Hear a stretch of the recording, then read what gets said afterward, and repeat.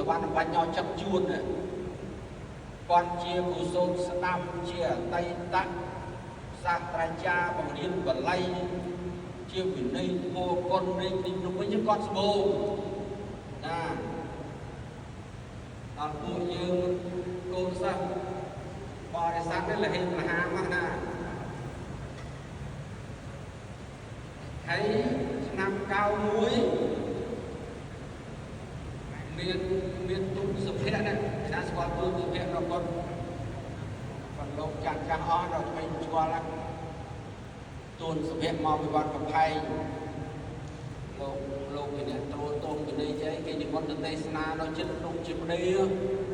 គេថាលបងអាចទៅទេសនាភ្នំជាប្តីគេធ្វើស្រោបបានណាក៏ដល់ពីប្រគេពុទ្ធយ៉ាងបាវផងហើយណោះកណាគ្មានសហួយទៅទេលោកអីអីទៅចាប់តូនដេញឲ្យបានកបាត់បច្ច័យគេខ្លះធ្វើសហួយមកលោកម្ចាស់